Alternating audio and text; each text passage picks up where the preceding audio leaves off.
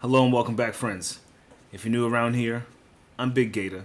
If you came looking for the sharpest tennis bets, you're right where you belong. Right now we're covering ATP 250, Winston-Salem, round 1. So pop into the comments and let me see what you guys got going on for tomorrow. And keep your eyes peeled for my pinned comment as well to see what I'll be playing. If you do like the breakdowns of these matches, please give this video a like. It goes a super long way. And if you would like to get my picks from my slips, as soon as I get uploaded, you can subscribe. It's the fastest way to do so. If you are feeling generous for any wins that you do get from the channel, there's a link in the pinned comment to donate. And if you would like to just join the free community from the free Discord, there's a link in the pinned comment as well. And with that being said, what are we looking like today? Marvelous day for me, I will say. I'm quite happy with the results. We took Scary Terry Ottman to get us 7 aces. He got us 6 in the first set. Got us another 3 in the second. Lovely stuff.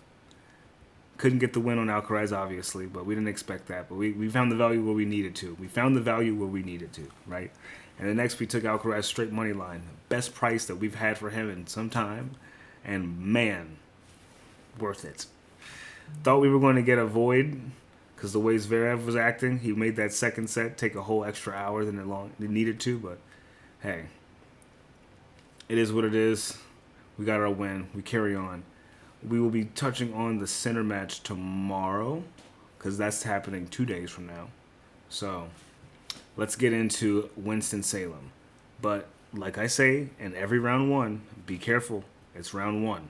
Anything can happen here. Anything can happen. So without further ado, we're going to start off our first match, which is going to be Sebastian Ofner going against Vít Kopriva. And these guys have actually played each other twice before in qualification rounds on the grass and the clay back in 2022 and 2020. So nothing on the hard course this year. But outright, Kopriva should get the win here. But I wouldn't be surprised if Ofner kind of goes off too. Kopriva lost to Galan, who ended up going against Sinner in the first round and got destroyed. Lost against Bu Inchakete as well. So 0-2 on the hard courts. Oh, I'm sorry. That was for Kopriva. But for Ofner, he's only played 2 matches so far this season on the hard courts, and he lost them both to Royer and Opelka. Which, I mean, here, first round, might be a bit different. I don't know why. But we haven't really seen the best results from Kopriva, so I'd probably stay away from this one.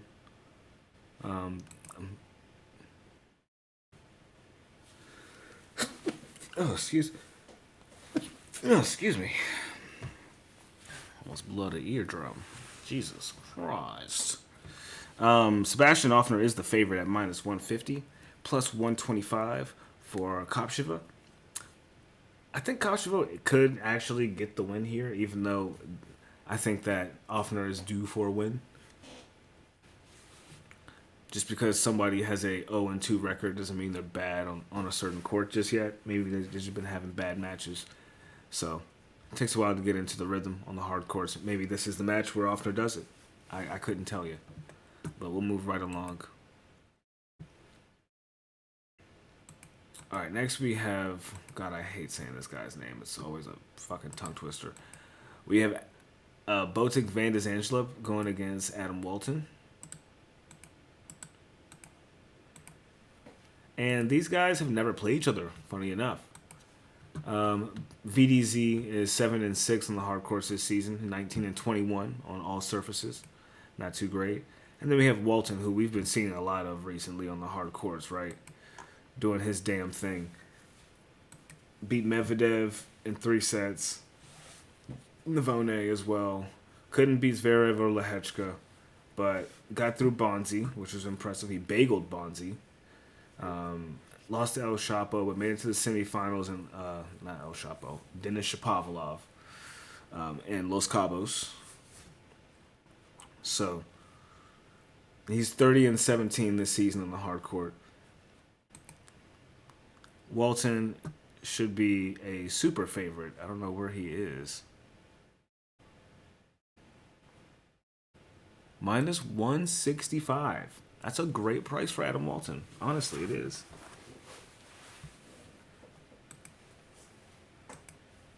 He's got a 67% win rate on the hard courts, Walton does. And VDZ has a 58%. A little bit over 100. What is this? He played exactly 117 games in the hard courts his entire career. Didn't really start playing on it until 2019. Walton's record goes all the way back to 2015. He's won 187 matches and only lost 92. So the experience is there. I trust him to get that win, honestly. In his recent form, he's good for it. 2 tie breaks with Lehechka, he's good for it. He might be good for straight sets here, honestly. I don't know what that's priced at. Let's check it out. Plus 150, 2.5 on the decimal. I'm not mad at that. Be some smoke for you guys, but it's first round. You never know. I would go with Walton though. That feels like a pretty strong, confident play for me. I like Walton getting that dub. And next we have David Goffin. David Goffin. Going against Pedro Martinez. And man, I wouldn't touch this match with a 10-foot pole. With a sports book attached to it. I couldn't do it.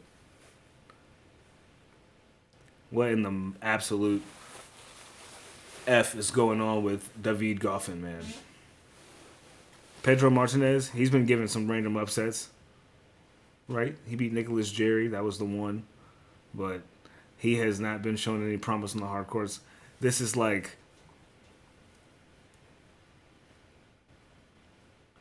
bad going against worse. I don't know which one is worse. And I don't know which one is the bad here. I would stay away. They're literally ranked 64 and 66 between the two of them. They've never played each other before. Goffin is 5-10 on the hard courts. Martinez is 3-8. Need I say any more? Based on how we've been done by Goffin recently, I would say Martinez wins. I'm not touching the match, obviously. He's on an iffy players list, and if I made a do not touch list, he'd be on it. Goffin right now is just not in the form we thought he was in. He beat Alcaraz. I don't know what was happening there earlier this year. I said in the previous video, but this is not that same Goffin, so stay away from him. Stay away from him. And what is he priced at? It's even money, both of these guys. Martinez for a set minus 300 as a parlay piece. I would take that. It's minus 300. Put that with something else.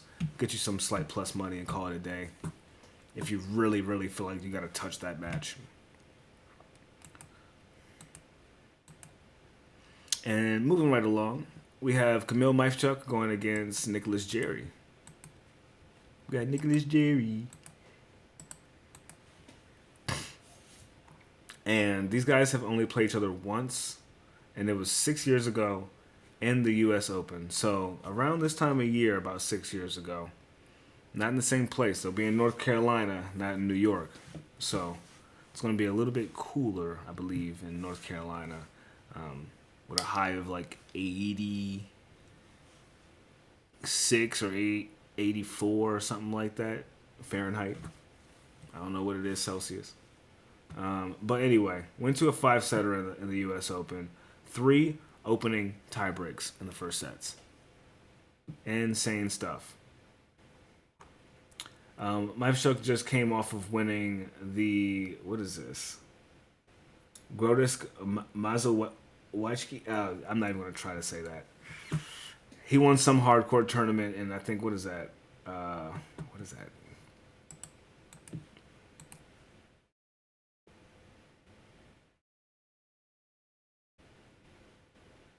Damn it!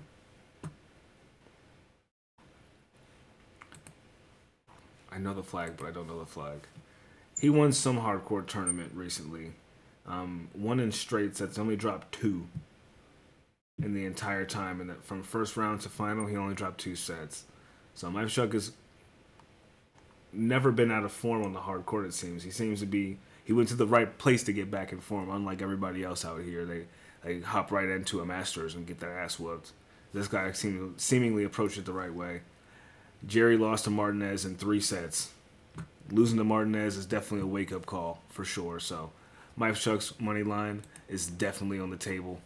He just played, what was that, a week ago? So he's got some time to get all the way over to America and adjust, hopefully. I don't know what the weather was like over there in this other country. Let me see.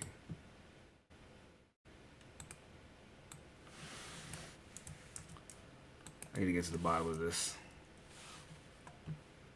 Poland.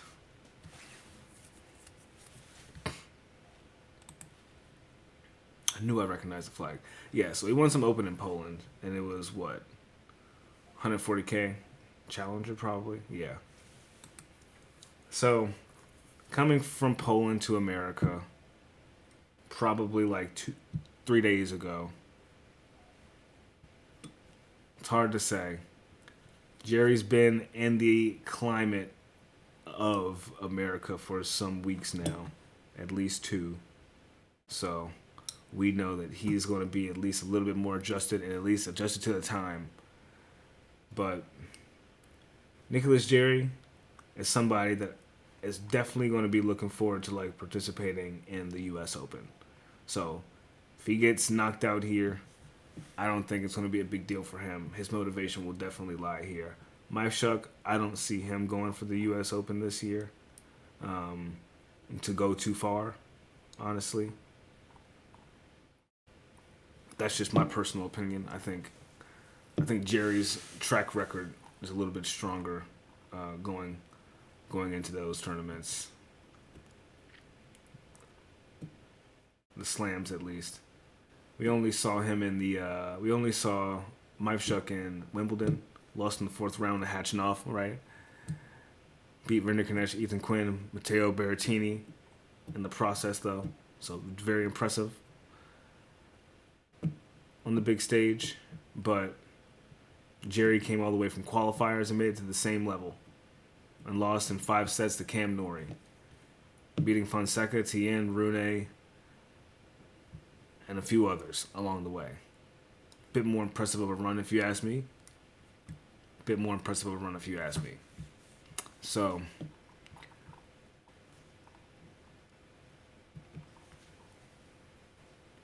I'm saying that to say I think Majchrzak might be winning this match. I would take him for a set, absolutely. Just because he's in form and he might be going for the win here. This is like a 250. We've seen that Nicholas Jarry can do his thing in a Grand Slam, and he's got a pretty decent record on the hard courts historically, right? Not really. Doesn't play too much on it. His last 2 years, minus, what is that? He was 10-14 over the past 2 years, so 2-3 this season, 8-11 on the hard last season. So 50% win rate going against a 66 win rate from from Majchrzak. He's 13-3, 26-6. What does that make him? 39-9 on the hard courts in the past 2 years. So definitely a better form. I would take him to win. Especially at this 250 level. I would take him to go. But yeah, I won't stay on that too much longer. We can move right along into our next match. We have Bu Inchakete going against Tseng.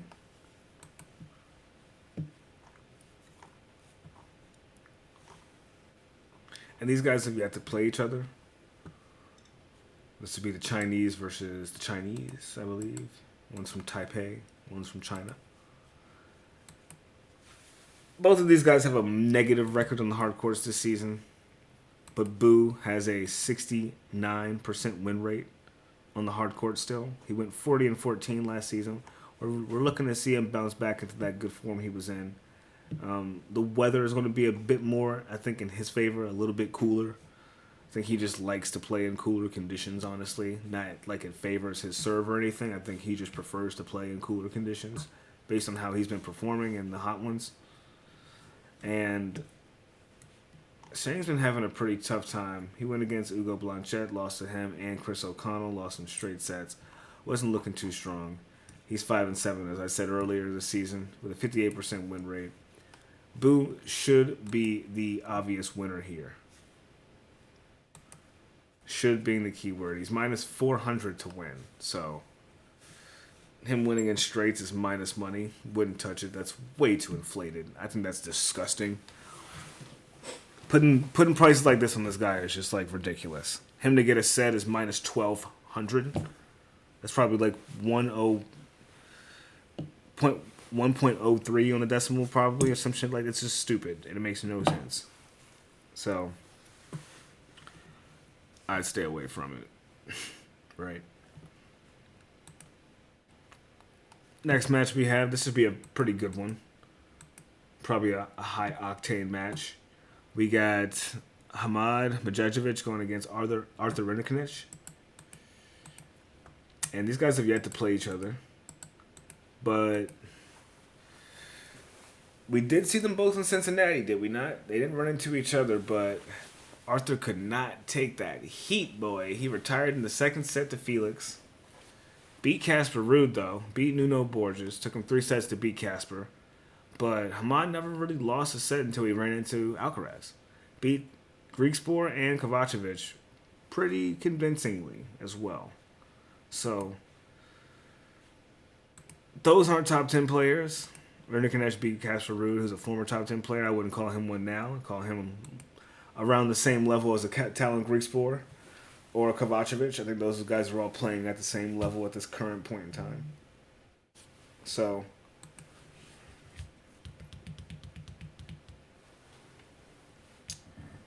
Rinderknech has that serve, man. And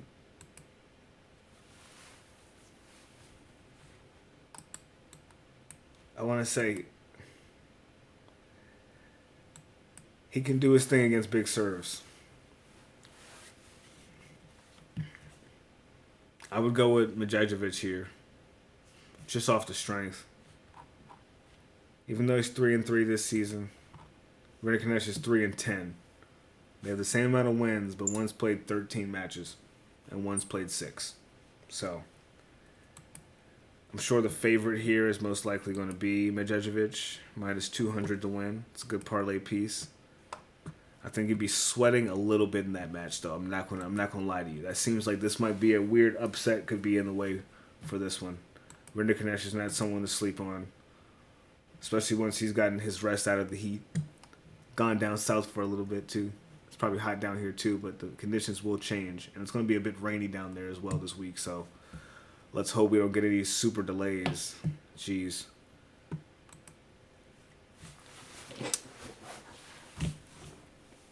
Medjedovic to get a set is minus like 600.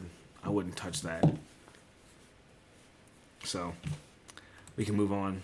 I only got 2 more left. And we have Yoshihito Nishioka going against Pablo Carreno Busta. And this will be their second head-to-head. They played each other like 7 years ago. Nishioka got bageled in the first set in Toronto, and then he retired. Yikes. So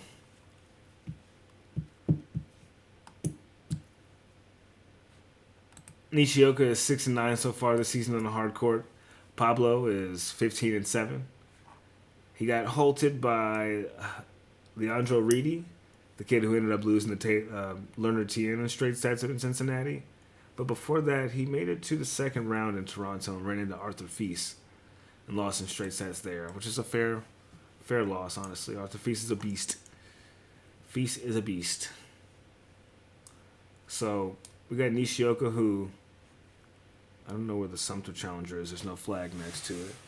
But Nishioka lost in straights, and the past 4 tournaments he's been in, from DC to Toronto to Cincinnati to wherever the Sumter Challenger took place, he lost in the first round of a challenger. Pablo Carreno Busta is definitely the one in more better shape, in my opinion. They're 5 years apart. But we've seen some solid gameplay from him. I think he can hang in there. Pablo's got a pretty solid all-around game. Nishioka,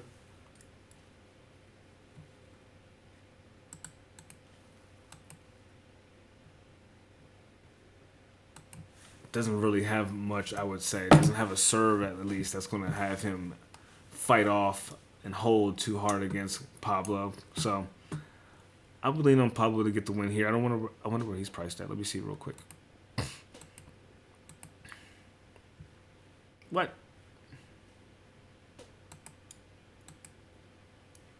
Wow, it's even money. I would take Pablo to win. That's crazy. But maybe I'm not crazy. Maybe it isn't crazy because it's first round. They don't know either. It could be anything. So we'll see. We'll see here. I think Pablo can win, but him to get a set is decently priced too, minus 350. For a match like this, you might as well just risk him winning in the first round. If you wanted to play safe, don't play. And then we have, last but not least, we have Mackenzie McDonald going against Brandon Holt. The two Americans going head-to-head. And this will be their second head-to-head. They played earlier this year in Melbourne. In the qualification second round, Mac got the best of Holt in straight set 6-4, 6-4. McDonald is 12-9 so far this season on the hard court. Holt is 29-12 with a 63% win rate. Going against McDonald's is 58% win rate on the hard courts. McDonald's 24-20 this season. It's not too great, but 39-22 is pretty good. That's about 17 more wins. I'm sorry, not 17. 15 more wins on the season. Only 2 more losses. It's strong. It's definitely strong. So Brandon Holt might be good for a set here. But apparently he's not the favorite. He's plus 300 to win. I don't know. I see an upset here. Mac McDonald's been playing really well. He played a really close match against Mute up until that second set. He kind of just like fell apart. I think it was the heat though. Toronto was more of the same. Majchrzak, hard person to go against. Ben Shelton, hard person to go against. The people he's supposed to beat, he beats. The people he's not supposed to beat, he doesn't. So if he's the favorite here against Brandon Holt, I say maybe the books are right on this one. But from what I'm looking at, we've only had one match from Brandon Holt, and that was in Cincinnati in the first round against Tristan Boyer, and he lost in straights. If you're losing to Tristan Boyer in straights, but you went to a tiebreak, I feel like you can get a set off of Mackenzie McDonald. But Mac is going to definitely win. Mac's going to definitely win. So he's minus 400 to win. It's not really worth much. And if he loses, you'll be pissed. So I wouldn't play it. But that's just my 2 cents on the matter. And that wraps up everything that's going on for tomorrow. Those are all the matches. There should be some more round 1 matches taking place later the next day. I believe that will be Monday. Same day as the final. So make sure you guys lock in with me for tomorrow. See what we were playing for the final. Let me know in the comments what you guys are playing for the final. I'm excited. Let me know what you're playing for in the first round. Don't forget to play light as well. I'll be playing under a unit for this stuff tomorrow. So keep a lookout for it and take care. Be well. Love you all.